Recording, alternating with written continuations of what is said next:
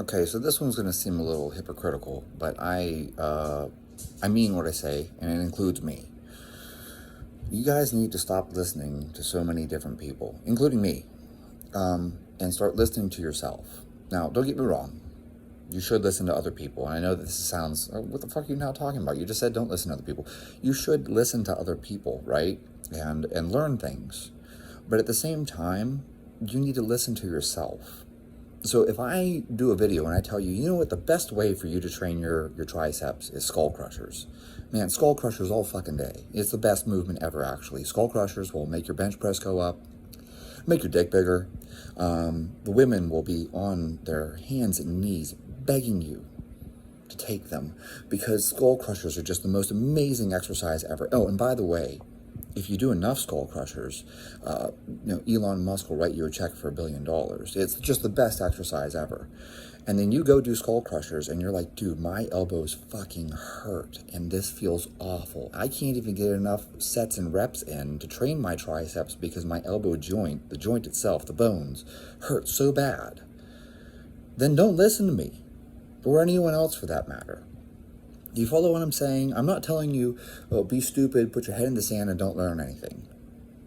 By all means, listen to people talk. If Dave Tate tells you, hey, man, one of the biggest things that improved my deadlift was doing good mornings, then you should go try good mornings.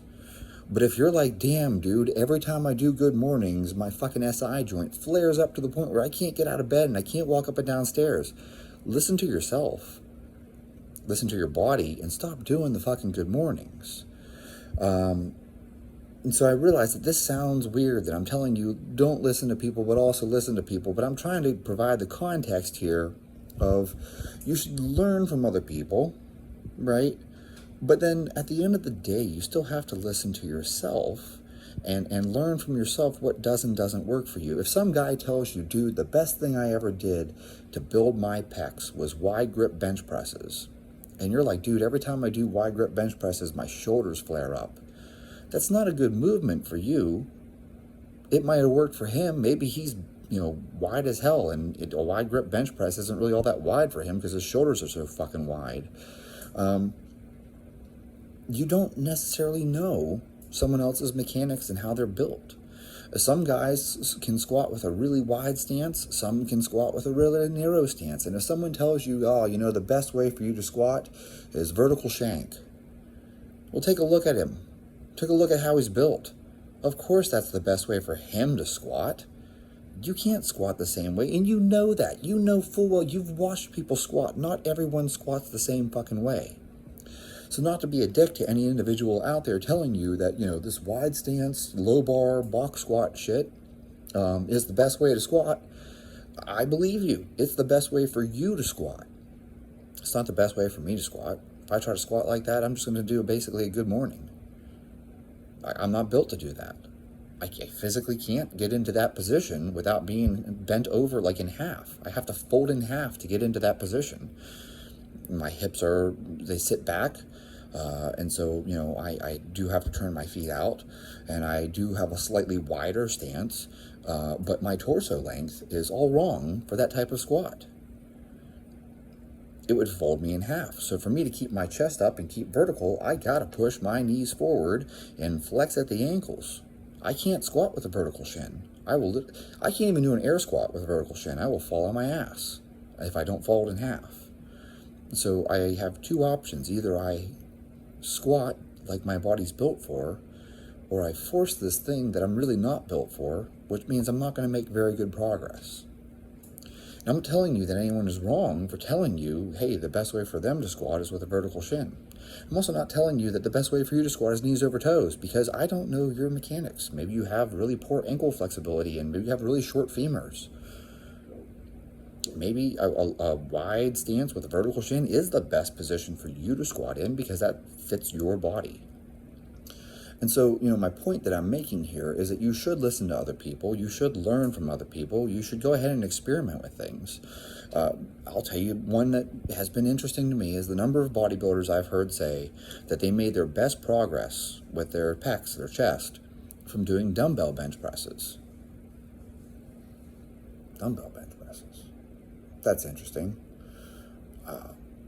You know me, I'm not a big dumbbell guy. I like barbells.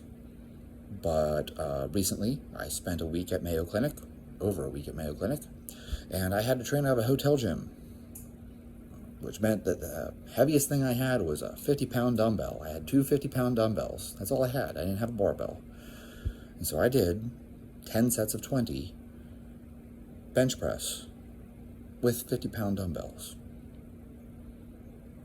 Wow. I have to say, even in just 1 week, I could notice the difference.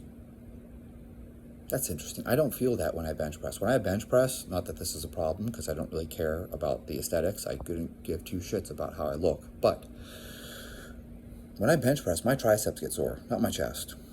I've never had sore pecs from bench press. Now, that doesn't matter to me, because my goal is to bench press more weight. My goal is not to build pecs. I don't give a shit how my pecs look. In fact, whenever a doctor told me he had to do surgery on me, I was like, fuck it up, dude. I don't care. I'm not it's like a fucking model or some shit. I don't care if I have scars all over my abs and my pecs and shit like that. This doctor was like, oh, it's going to leave a big scar. I was like, I don't fucking care. I don't make money off of this shit. No one gives a shit how I look. So whenever I press, overhead press or bench press or whatever, I just want to move more weight. I don't care what muscle is working. But I have to say that when I bench press heavy, my triceps get sore. My chest is never, ever sore. When I bench pressed with dumbbells, not even heavy dumbbells, 50-pound dumbbells for sets of 20, my pecs were sore. Well, that's interesting. This is that back to listening to yourself thing, right? So I heard a few bodybuilders talking about how dumbbell bench press developed their pecs better. And they found that, doing bench press with a barbell typically trained their triceps more than their chest, but doing dumbbell bench presses trained their chest more than their triceps. So go experiment and see which one works for you. If you do a whole bunch of bench press with a barbell and you're like, damn, my triceps are sore, but I don't feel anything in my pecs, then that pretty much tells you that you're training your triceps, which is fine, because if you're like me, you're just trying to get stronger for the sake of getting stronger. But if you're trying to develop your pecs, then you might need to try a different movement. And maybe dumbbell bench presses, now your pecs feel sore instead of your triceps. Listen to yourself. You know where you're sore. If you do front squats and you're like, God damn, my quads are sore, then you know that the front squats work your quads. What a concept. And if you do trap bar deadlifts and you're like, my glutes are actually sore, then you know that trap bar deadlifts work your glutes. I don't care if someone tells you, it's working your hamstring. Well, is your hamstring sore? No. Your glutes are sore. Oh, well then that's the muscle that's doing the work. This is just common sense. You know this. So when someone tells you, hey, this exercise over here is the best exercise for whatever the shit, you should do overhead tricep extensions because it trains in a lengthened position. And if you do those and you find, no, I'm not really sore in my tricep, I just develop a bunch of elbow pain and shoulder pain, then that's not a good movement for you. You need to find the movement that you can train it and you're like, oh, you know what? The tricep's actually sore and I don't have pain in the joint. That's the one to go with. So when you go and squat and you're like, man, my quads aren't sore at all, but my knees feel trashed. Well, then that's not a good movement for you to train your quads. It's just putting a whole bunch of stress on your knee.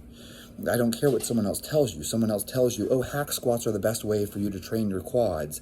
You go do the hack squat machine and you're like, fuck, my hips are destroyed and my kneecaps feel like they're going to break. But your quads aren't sore? Well, then it didn't train your quads. And it's that simple. So by all means, listen to other people, experiment, get ideas from other people. But at the end of the day, you really have to listen to yourself, see what works for you. And not everything's the same. You might make better progress off of behind the neck presses instead of doing, just strict overhead presses from the shoulder, okay? It's just different mechanics, and not everyone squats the same way. Not everyone's going to press the same way. Not everyone's going to deadlift the same way. Look at all the different deadlift setups there are. Find the one that works for you. Maybe you feel better with a really narrow stance, or maybe you feel better turning your feet out slightly. Yes, turning your feet out slightly. I know. What a concept. You mean you don't deadlift with your feet perfectly straight forward? No, not necessarily. Some people do. Some people don't. And you just have to experiment and listen to other people. If Pete Rubish gives you a tip on the deadlift, go ahead and try it. But if you try it and it doesn't feel right to you, then go ahead and continue to experiment. At the end of the day, you have to listen to yourself. Nothing is written in stone. I don't give a shit if the person saying it has a PhD or not. I'm Dr. Chad. I have a fucking PhD in basket weaving. Therefore, everything I say about exercise physiology is infallible and automatically correct. It doesn't work that way. Even if I had a PhD in exercise physiology and I told you that the hack squat is the best way for you to train your quads, maybe it isn't for you. Maybe front squats work better. I can't say something that's going to work for 100% of the population because there is individual variance in how your hip morphology is developed, limb lengths. So at the end of the day, you got to listen to yourself.